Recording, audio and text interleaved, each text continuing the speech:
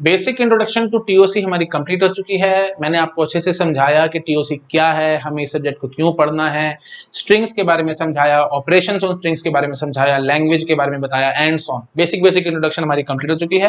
अब हम लोग अपना फर्स्ट चैप्टर स्टार्ट करने वाले हैं, that is finite automata and regular languages. ठीक है, तो इस चैप्टर को स्टार्ट करने से पहले मैं आपके साथ सिलेबस डिस्कस कर लेता हूँ। मैं आपको बता देता हूँ हमने क्या क्या टॉपिक्स पढ़ने हैं, फिर धीरे धीरे करके एक एक टॉपिक की डिटेल स्टडी करेंगे। ठीक है, ओके। तो फर्स्ट चैप्टर अब हम लोग अपना स्टार्ट कर रहे हैं, chapter number 1। Chapter number 1 is FA and regular languages. ठीक है, FA and regular languages. Okay जी, तो एफए क्या है भाई, आपको पता होगा, फाइनाइट ऑटोमेटा। ठीक है, finite automata and regular languages. ठीक है, तो द वेरी फर्स्ट टॉपिक जो हमें इसमें स्टडी करना है, that is intro to FA. ठीक है, ये आप प्रॉपर लिख देता हूँ, इंट्रोडक्शन टू एफए। ठीक है, मतलब फाइनाइट ऑटोमेटा। ठीक है, तो मैं इस इंट्रोडक्शन में आपको समझाऊंगा कि एफए क्या होता है ना, उसकी बेसिक डेफिनेशन क्या है, 5 टपल से रिप्रेजेंट होता है ना, Q sigma delta Q not F, वो सब मैं आपको आराम से सिखाऊंगा। डेफिनेशन पे जब आऊंगा तो डिटेल स्टडी कराऊंगा आपको। ठीक है, और 2 टाइप्स के होते हैं ये, डीएफए एनएफए। डीएफए क्या होता है, एनएफए क्या होता है, सारा कुछ डिटेल स्टडी में आपको बताऊंगा। इनका बेसिक काम क्या है वो भी बताऊंगा, है ना। एक्सेप्टेंस या रिजेक्शन ऑफ स्ट्रिंग, ये इनका बेसिक काम है, तो आपको डिटेल में समझाऊंगा कि एक्सेप्टेंस ऑफ स्ट्रिंग का क्या मतलब है, रिजेक्शन ऑफ स्ट्रिंग का क्या मतलब है, दोनों के केसेस में। मतलब acceptance of string by DFA क्या होता है, acceptance of string by NFA क्या होता है, एंड सो ऑन, वो सब हम देखेंगे। फिर हम समझेंगे कि लैंग्वेज एक्सेप्टेड बाय डीएफए का क्या मीनिंग है, लैंग्वेज एक्सेप्टेड बाय एनएफए का क्या मीनिंग है, and so on. Basic terms, basic introduction मैं इस चैप्टर में आपके साथ करूंगा। ठीक है, या यू कैन से टॉपिक में मैं डिस्कस करूंगा, या सब चैप्टर समझ लो, जो भी आप कहना चाहते हो उसको। ठीक है, ओके। अच्छा जी, उसके बाद नेक्स्ट सब चैप्टर या नेक्स्ट टॉपिक हमारा होगा कंस्ट्रक्शन ऑफ एफए। ठीक है जी, कंस्ट्रक्शन ऑफ एफए। ठीक है, तो मैं अब फिर जैसे बेसिक इंट्रोडक्शन में दे दूंगा, उसके बाद कंस्ट्रक्शन करना सिखाऊंगा। मतलब पहले तो क्या होगा, मैं आपको कोई डीएफए या एनएफए दे दूंगा और उससे आपको पहचान कराऊंगा कि ये लैंग्वेज कौन से एक्सेप्ट कर रहा है। ये सब चीजें इंट्रोडक्शन में आएंगी। कंस्ट्रक्शन में मैं क्या सिखाऊंगा, आपको लैंग्वेज दे दूंगा और आपको बोलूंगा इसके करस्पॉन्डिंग आप डीएफए बना के दिखाओ या एनएफए बना के दिखाओ। देखो, मैंने आपको टीओसी में बताया था हमें मशीन्स के बारे में पढ़ना है, तो पहली मशीन में आपको पढ़ा रहा हूँ FA, that is finite automata. तो कोई लैंग्वेज में आपको दे दूंगा, लैंग्वेज आपको पता है क्या है ना, तो कोई लैंग्वेज दे दूंगा, उसके करस्पॉन्डिंग में आपको बताऊंगा कि ये मशीन कंस्ट्रक्ट करके बताओ कैसे दिखेगी ये मशीन, ये मुझे बताओ। तो ये सारी चीजें हमारी कंस्ट्रक्शन ऑफ एफए में आएंगी। बहुत इंपॉर्टेंट टॉपिक है, प्लीज मान के चलना। ये मत बोल देना कि कंस्ट्रक्शन बकवास है, कंस्ट्रक्शन पेपर में थोड़ी आएगी, वो तो ऑप्शंस होंगे, हम ऑप्शन से मैच कर सकते हैं एंड सो ऑन, बट नहीं, जब मैं कराऊंगा ना तो आपको समझ में आ जाएगा, आपको अच्छे से फील आ जाएगा कि जब कंस्ट्रक्शन आपको आ जाएगी ना तो स्पीड बहुत बनेगी आपकी गेट एग्जाम में, क्वेश्चंस को देखते ही आप फटाफट से बता देंगे। ठीक है, डिटेल जब मैं आऊंगा तो वहां आपको समझा दूंगा। बहुत सारी कैटेगरीज में मैं पढ़ाऊंगा, रैंडमली नहीं पढ़ाऊंगा, कैटेगरी बस पढ़ाऊंगा। पहली कैटेगरी पढ़ाऊंगा स्टार्टिंग विद समथिंग, फिर एंडिंग विद समथिंग, है ना। जैसे स्टार्टिंग विद ए से एफए बनाओ, मतलब एफए ऐसा बना के दिखाओ जो कि वो सारे स्ट्रिंग्स एक्सेप्ट कराते हैं जो कि ए से स्टार्ट होते हैं या फिर बी से स्टार्ट होते हैं, और फिर बोलूंगा कि या फिर ए से एंड होते हैं, तो सेकंड कैटेगरी आ जाएगी एंडिंग विद समथिंग वाली, है ना। तो end with A, end with B, and so on. फिर तीसरी कैटेगरी आ जाएगी ending, starting and ending with something, मतलब starting with A, ending with B. फिर फोर्थ कैटेगरी आ जाएगी सब स्ट्रिंग वाली की ए बी ऐसे सब स्ट्रिंग होना चाहिए, एंड सो ऑन। समझ रहे हो ना, ए बी सब स्ट्रिंग मतलब एक एफए बना के दिखाओ जो कि सारे वो स्ट्रिंग्स एक्सेप्ट करवाएगा जिसमें ए बी एज ए सब स्ट्रिंग होगा। ठीक है, तो सब स्ट्रिंग का मीनिंग मैंने आपको बता रखा है इंट्रोडक्शन में, है ना। तो इस टाइप से मैं कैटेगरी बाय कैटेगरी आपको पढ़ाऊंगा, बहुत मजा आएगा, बहुत अच्छा चीज है, मजा आ जाएगा आपको पढ़ के। ठीक है, ये बहुत इंटरेस्टिंग चीजें हैं ये सब। अच्छा जी, उसके बाद थर्ड टॉपिक कंस्ट्रक्शन के बाद फिर हम लोग आ जाएंगे जी डीएफए से एनएफए कन्वर्जन पे, डीएफए टू एनएफए कन्वर्जन। ठीक है, ये एक एल्गोरिथम है, कन्वर्जन एल्गो में प्रॉपर लिख देता हूँ। ठीक, तो ये कन्वर्जन एल्गोरिथम है। क्यों पढ़ना है ये चीज भी मैं अभी जब आऊंगा इस टॉपिक पे तो वहां समझाऊंगा। कई बारी एनएफए बनाना आसान होता है, डीएफए बनाना थोड़ा मुश्किल हो जाता है, तो आप क्या करेंगे, गेट एग्जाम में एनएफए बना लेंगे, एनएफए को डीएफए में कन्वर्ट करके देख लेंगे, है ना। तो वहां पे एल्गोरिथम यूज होगा, और भी बहुत थ्योरेटिकल क्वेश्चंस इसमें बनते हैं, वो सब मैं आपके साथ डिस्कस करूंगा इस एल्गोरिथम के अंदर। ठीक है जी, अच्छा जी, उसके बाद नेक्स्ट टॉपिक होगा हमारे पास minimization of states of DFA, minimization of states of DFA. ठीक है, तो ये भी एक एल्गोरिथम है। ठीक है जी, तो डीएफए के लिए ये एक एल्गोरिथम है, मतलब डीएफए आपने बनाया तो वो मिनिमम है या नहीं है, मतलब उसमें स्टेट्स मिनिमम है या नहीं है, उस एल्गोरिथम के थ्रू हम लोग पता लगा सकते हैं। और साथ साथ हम ये भी पता लगा सकते हैं, उसको मिनिमाइज भी कर सकते हैं। मतलब समझ पा रहे हो, जैसे आपने को डीएफए बनाया, उसके अंदर आपने 6 स्टेट्स बना ली, तो आप ये मिनिमाइजेशन एल्गोरिथम लगाएंगे और आपने देखा कि 4 स्टेट्स बन के आ रहे, तो आप बोल देंगे कि जो हमने 6 स्टेट्स का डीएफए बनाया था वो मिनिमम नहीं है भाई, 4 स्टेट का मिनिमम है। तो ये एल्गोरिथम आपको इनडायरेक्टली 2 चीजें बता रहा है, एक तो ये बता रहा है कि जो आपने डीएफए बनाया है वो मिनिमम है या नहीं है, और दूसरी बात आपको उसके कॉरस्पॉन्डिंग मिनिमम डीएफए बना के भी बता रहा है। ठीक है, डिटेल स्टडी आराम से जब हम जाएंगे तो वहां बताएंगे। प्लीज ध्यान रखना भाई, डीएफए के लिए ये एल्गोरिथम है, एनएफए के लिए ये एल्गोरिथम नहीं है। क्यों नहीं है, जब डिटेल में आऊंगा तो वहां समझा दूंगा। ठीक है, ओके। अच्छा जी, उसके बाद नेक्स्ट टॉपिक हम लोग देखेंगे ये NFA with null moves. NFA with null moves, तो नल मूव्स का एक नया यू कैन से एक नया चक्कर है, वो मैं आपको सिखाऊंगा नल मूव्स क्या होते हैं एंड सो ऑन। फिर एनएफए विद नल मूव्स में मैं आपको सिखा दूंगा एनएफए विद नल मूव से एनएफए विदाउट नल मूव कैसे बनाते हैं, और एनएफए विदाउट नल मूव से हम लोग डीएफए बना लेंगे एंड सो ऑन। तो इनडायरेक्टली बता दूंगा सब एक जैसे ही होते हैं, सबकी पावर एक जैसी है। डिटेल स्टडी आराम से बाद में दिखाएंगे, बट मेन बात है कि टॉपिक है इंपॉर्टेंट है, गेट एग्जाम में क्वेश्चन आए हैं, ध्यान से पढ़ना ही समझिए। कोई भी टॉपिक ऐसा नहीं जो इंपॉर्टेंट नहीं है अभी, प्लीज बहुत इंपॉर्टेंट टॉपिक से मैं सब लिख रहा हूँ। ठीक है, ओके जी। अच्छा, उसके बाद next NFA with null moves के बाद हम लोग पढ़ेंगे ये Mealy Moore machines, Mealy and Moore machines. ठीक है, मिले मूर मशीन्स क्या हैं वो अभी इतना नहीं बता सकता मैं, जब डिटेल में आऊंगा तो वहां बताऊंगा। एक बात बोल सकता हूँ कि एनएफए डीएफए इन सब का काम होता है स्ट्रिंग को एक्सेप्ट या रिजेक्ट करना, लेकिन इन मशीन्स का क्या काम होता है, आउटपुट जनरेट करना। ठीक है, कोई इनपुट स्ट्रिंग डालूंगा तो उसके कॉरस्पॉन्डिंग मुझे कुछ आउटपुट मिल के आएगा, दैट इज मिले मूर मशीन। ठीक है, अच्छा मैं अभी जगह मेरे पास कम है, आप पहले फटाफट टॉपिक्स नोट डाउन कर लो, फिर मैं और आगे बढ़ता हूँ। ठीक है, आई थिंक नोट डाउन किया होगा आपने। तो 6 टॉपिक्स हम लोग देख चुके हैं, अब 7th टॉपिक में आपको बताता हूँ हमने क्या पढ़ना है। ठीक है जी, ओके। तो 7th टॉपिक होगा हमारे पास ग्रामर्स। ठीक है, 7th topic will B grammars.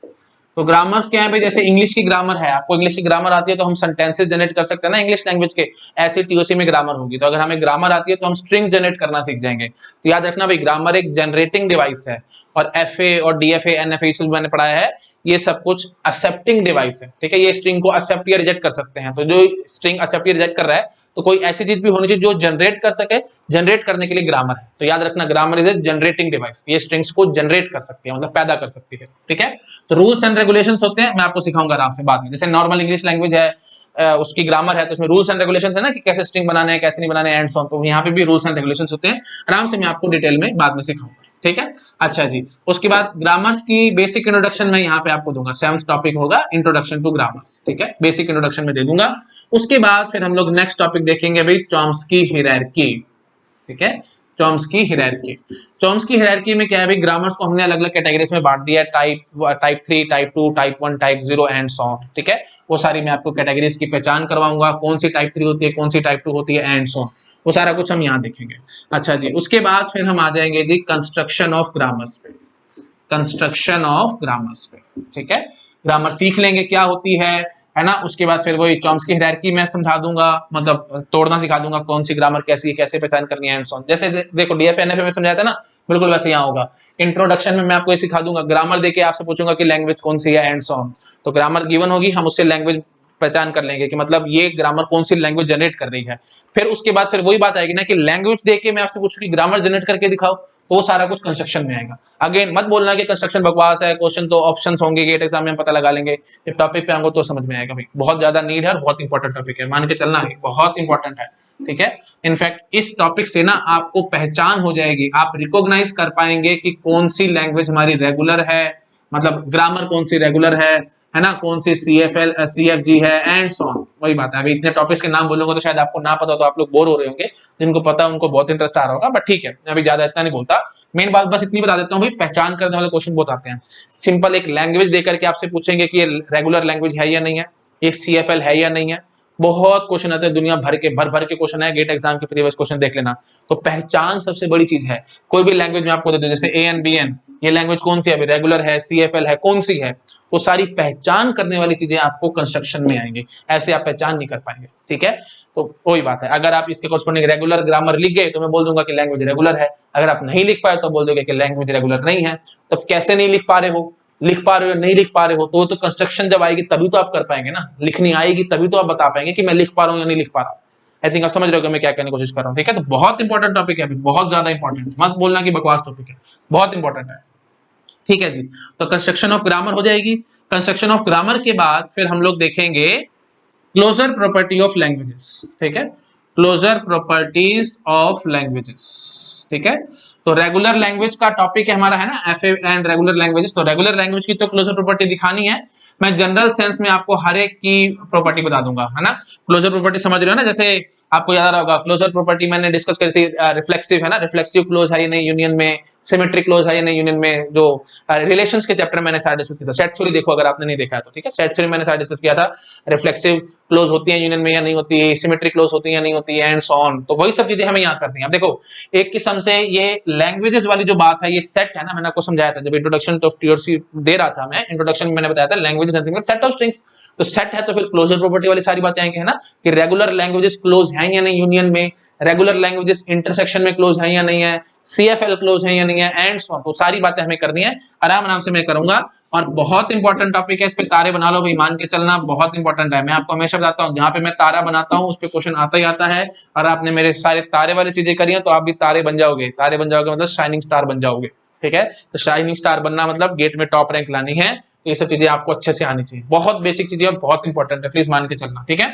तो क्लोजर प्रॉपर्टी से लगभग लगभग हर बार गेट एग्जाम में क्वेश्चन आया है, आप प्रीवियस क्वेश्चन उठा के देखो, हर बार आपको क्वेश्चन मिलेगा, सीधा सीधा क्वेश्चन डायरेक्ट, कि बताओ which of the following languages is closed under union operation, which of the following language is closed under intersection operation, या ट्रू फॉल्स में आएंगे, रेगुलर लैंग्वेज यूनियन में क्लोज होती है या नहीं, इंटरसेक्शन में रेगुलर लैंग्वेज क्लोज होती है या नहीं, एंड सो ऑन। बहुत क्वेश्चंस हैं, सेट डिफरेंस में क्लोज है या नहीं है, वो सब डिस्कस मैं आराम से करूंगा इस टॉपिक के अंदर। और मैं जनरल पढ़ा दूंगा, जनरल मतलब चॉम्स्की डायरी की देखने के बाद हमें बेसिक आइडिया हो जाएगा इस पूरे टीओसी में पढ़ना क्या है। रेगुलर लैंग्वेजेस हैं, सीएफएल लैंग्वेजेस हैं, है ना, रेगुलर है, सीएफएल है, सीएसएल है ना, उसके बाद फिर टाइप 0 लैंग्वेजेस हैं, आरई है, आरईसी है ना, वो सब आराम से मैं जब डिटेल में आऊंगा तो वहां बता दूंगा। चॉम्स्की हायरार्की में हमें ये सब समझ में आ जाएगा। तो फिर मैं जनरल बताऊंगा आपको, है ना, कि आरई लैंग्वेजेस क्लोज होती है या नहीं, क्लोजर इसमें मतलब यूनियन में आरई लैंग्वेज क्लोज है या नहीं है, आरईसी लैंग्वेज यूनियन में क्लोज है या नहीं है, एंड सो ऑन। तो सारी जनरल डिस्कस कर दूंगा मैं आपके साथ। टॉपिक थोड़ा सा बड़ा होगा बट चीजें समझ में आ जाएंगी, और 100% इससे क्वेश्चन जरूर पुट होगा गेट एग्जाम में, मैं बार बार बता रहा हूँ 100% आएगा, इस बात की मैं गारंटी लेता हूं आपके साथ। डायरेक्टली इनडायरेक्टली कोई ना कोई क्वेश्चन जरूर आएगा इसमें से, ठीक है जी। अच्छा जी, क्लोजर प्रॉपर्टी के बाद हम लोग नेक्स्ट टॉपिक देखेंगे रेगुलर एक्सप्रेशंस का, ठीक है जी। रेगुलर एक्सप्रेशन भी मान के चलना बहुत इंपॉर्टेंट है। रेगुलर एक्सप्रेशन बेसिकली क्या है, रेगुलर एक्सप्रेशन ना रेगुलर लैंग्वेज को रिप्रेजेंट करने का एक तरीका है, ठीक है, रेगुलर लैंग्वेज को रिप्रेजेंट करने का तरीका है। जैसे रेगुलर लैंग्वेज मैंने लिख के दिखाई, null, A, double A, triple A, dot dot dot up to infinity है, उसको मैं शॉर्टकट में लिख दूंगा ए स्टार। तो जो ए स्टार लिखा है दैट इज रेगुलर एक्सप्रेशन। और गेट एग्जाम में आपने देखा होगा भाई स्टार, ये ए स्टार, बी स्टार, बहुत क्वेश्चंस आते हैं, ये इक्वल चेक करने वाले बहुत क्वेश्चंस आते हैं, कौन सी इक्विवेलेंट है। जैसे पूछेंगे ए स्टार बी स्टार क्या इक्विवेलेंट है बी स्टार ए स्टार के, है ना। फिर आपसे पूछेंगे A star A plus B whole star plus B star A plus B whole star, क्या ये इक्वल है A plus B whole star के, डॉट डॉट डॉट। बहुत क्वेश्चंस बनते हैं, बहुत दुनिया भर के क्वेश्चंस आते हैं, तो ये सब चीजें आपको आनी चाहिए। ये तारे जो बना रखे हैं ना, ये दिन में तारे दिखा देंगे आपको, सच बता रहा हूं मैं। इतने डिफिकल्ट टॉपिक लगता है ये बच्चों को, लेकिन मैं इतना इजी बना के दिखाऊंगा, इतना इंट्यूटिव वैसे समझाऊंगा कि आपको मजा आ जाएगा टॉपिक पढ़ के, मैं गारंटी लेता हूं इस बात की। बहुत अच्छा और बहुत इंटरेस्टिंग टॉपिक है ये, ठीक है। सारी चीज की कहानी बना बना के आपको सिखाऊंगा, हर एक चीज की जब आप कहानी पकड़ के चीजों को देखेंगे ना, तो 1 मिनट में आपको समझ में आएगी। जैसे कोई रेगुलर एक्सप्रेशन की आइडेंटिटी देखेंगे, आपके दिमाग में कहानी दौड़नी शुरू हो जाएगी।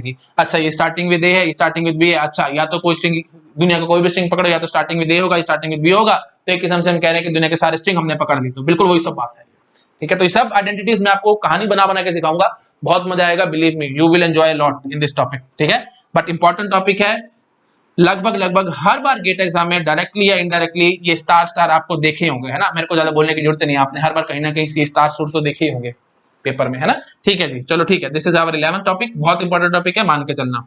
अच्छा जी, उसके बाद next topic will be our equivalence of say DFA, या यू कैन से एफए बोलो सीधा सीधा, ठीक है। एफए, देन रेगुलर ग्रामर्स और रेगुलर एक्सप्रेशंस, ये सब चीजें ना लगभग एक जैसी हैं, ठीक है। एफए का क्या काम है भाई, रेगुलर लैंग्वेज को एक्सेप्ट करवाना।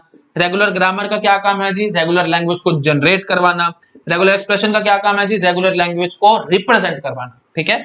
तो ये तीनों लगभग ऐसे चलते हैं, तो हम इनको इंटर कन्वर्टेबल होती हैं सब चीजें। मतलब रेगुलर ग्रामर दे दूं तो आप एफए बना सकते हैं उसके कॉरस्पॉन्डिंग, है ना, एफए दे दो उसके कॉरस्पॉन्डिंग रेगुलर एक्सप्रेशन लिख सकते हैं, एंड सुनिए तीनों बातें बराबर हैं।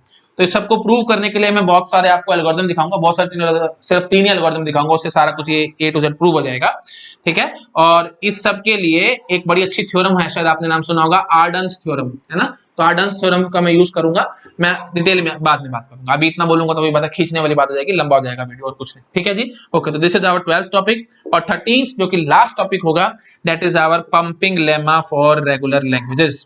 Pumping lemma for regular languages. Unfortunately बहुत सारे टीचर्स इस टॉपिक को इग्नोर मार के आगे बढ़ जाते हैं, कहते हैं टीओसी सब्जेक्ट का ऑब्जेक्टिव पेपर है, गेट एग्जाम है ना, तो इसमें सब्जेक्टिव तो है नहीं, तो ये सब का प्रूफ और ये सब चीजें हम क्यों घुसे। बट मैं घुसूंगा और आपको प्रूफ दिखाऊंगा। जब दिखाऊंगा ना तो आपको इतना मजा आएगा और आपको एग्जैक्ट डिटेल पता लगेगा। इनफैक्ट मैं आपको पंपिंग लेमा की बहुत अच्छी एप्लीकेशन दिखाऊंगा गेट एग्जाम से रिलेटेड, कि गेट एग्जाम में जब भी क्वेश्चन है तो हम पंपिंग लेमा से कैसे सोचेंगे चीजों को, बहुत आराम से बहुत अच्छे से मैं आपको समझाऊंगा, स्टेप बाय स्टेप चीजों को प्रूव कर करके दिखाऊंगा। Only thing is coaching institutes में क्या होता है, मेरे पास एक स्टूडेंट का मैसेज भी आया था कि सर हम सिर्फ आपसे तभी पढ़ रहे हैं क्योंकि आप रोट लर्निंग नहीं करा रहे, जबरदस्ती की चीजें याद करवा देना एंड सो ऑन, कुछ नहीं। मैं हर एक एक बात का प्रूफ देता हूं, और जहां पे इंपॉर्टेंट है वहां पे प्रूफ जरूर देता हूं, जहां पे प्रूफ बहुत ज्यादा डिफिकल्ट हो जाता है वहां पे मैं इंट्यूशन से आपको प्रूफ देके भागता हूं। रटवाता मैं कुछ भी नहीं हूं, लेकिन अनफॉर्चुनेटली बहुत सारे कोचिंग इंस्टीट्यूट्स में बहुत सारे टीचर्स चीजों को रटवाने की कोशिश करते रहते हैं। आपको बहुत अच्छा और बहुत मीठी मीठी बातें लगती हैं, लेकिन जब आप गेट एग्जाम में बैठते हैं तो एक भी बात आपको याद नहीं आती। क्यों? क्योंकि आपने चीजें रटी हुई थी। कब तक याद रखोगे रटी हुई चीजें? लेकिन अगर चीजें समझी हुई होंगी, अप्रोच आपको पता होगी, जीरो लेवल से ऊपर तक आप पहुंच पा रहे हैं, तो आप समझ लेना आप कुछ कर पा रहे हैं, गेट एग्जाम में कुछ कर पाएंगे, अदरवाइज आप लोग कुछ नहीं कर पाएंगे, ठीक है। जमीन से आपको उठ के ऊपर आना चाहिए। और इनफैक्ट मेरे को स्टूडेंट्स कमेंट करके बताते भी हैं कि सर आप जमीन में से घुस के, इवन पाताल में से घुस के आप हमें आसमान तक पहुंचा देते हो। और ये बिल्कुल फैक्ट है भाई, मैं बिल्कुल बेसिक से स्टार्ट करता हूं। ऐसे नहीं कि मैं मान के चलूं कि बेसिक्स बच्चों को आते हैं और सीधा कहीं से भी रैंडमली शुरू हो जाऊं, नहीं, बिल्कुल बेसिक पॉइंट से शुरू करके धीरे धीरे स्टेप बाय स्टेप इंट्यूटिव वे से मैं बिल्ड करता हूं कांसेप्ट्स को। तो आप देखना जब मैं टीओसी में घुसूंगा तो आपको बहुत मजा आएगा, ठीक है। चलिए, तो ये सब टोटल 13 टॉपिक्स हैं जो हमें पढ़ने हैं। पंपिंग लेमा भी बहुत इंपॉर्टेंट टॉपिक है भाई, मत मान के चलना बकवास है, जो टीचर स्किप करके बैठे हैं तो फिर इतना इंपॉर्टेंट नहीं है, क्वेश्चन नहीं आएगा एंड सो ऑन। क्वेश्चंस आए हैं, मैं जब इस टॉपिक को पढ़ाऊंगा तो समझ में आएगा कैसे कैसे क्वेश्चन बन के आता है गेट एग्जाम में। प्रोफेसर बहुत इंटेलिजेंट है, मैं बार बार बताता हूँ, 20-20 साल से वो पढ़ा रहे हैं, उनको बहुत नॉलेज और बहुत अच्छे से पता है बच्चा ये टॉपिक छोड़ के आएगा और इसमें मैं ऐसा क्वेश्चन बना के दूंगा कि बच्चा घूमता रह जाएगा। ये उनकी थिंकिंग ऐसे रहती है, ठीक है। तो प्लीज ध्यान रखना भाई, जो टॉपिक छोड़ के जाओगे वहां से क्वेश्चन जरूर आएगा, ठीक है। इसलिए छोड़ना कुछ भी नहीं है, टॉप रैंक चाहिए तो छोड़ना कुछ भी नहीं है, ठीक है। चलिए ठीक है, बहुत कुछ मैंने आपको बोल दिया, बहुत कुछ समझा दिया है। वीडियो भी जबरदस्ती का लंबा हो रहा है, इसको ज्यादा नहीं खींचता हूं। सिलेबस डिस्कशन हमारा कंप्लीट है, टोटल 13 टॉपिक्स हमें पढ़ने हैं और आप देख पा रहे हो कि बहुत बड़ा चैप्टर है ये, मुझे पता है बहुत बड़ा है। और आपको एक अच्छी बात बता देता हूं, ज्यादा घबराने की जरूरत नहीं है। पहला ही चैप्टर में मान के चलो लगभग 50% टीओसी आपका कंप्लीट है, आधा या आधे से ज्यादा टीओसी आपका यही कंप्लीट हो जाएगा। उसके बाद फिर ज्यादा कुछ खास बचता नहीं, एक सीएफएल का चैप्टर बचता है, ट्यूरिंग मशीन का चैप्टर बचता है, ज्यादा कुछ इसमें है नहीं, ठीक है। तो यही सबसे बड़ा चैप्टर है भाई, ये हो गया तो समझ लेना आधे से ज्यादा टीओसी हमारा कंप्लीट है, ठीक है।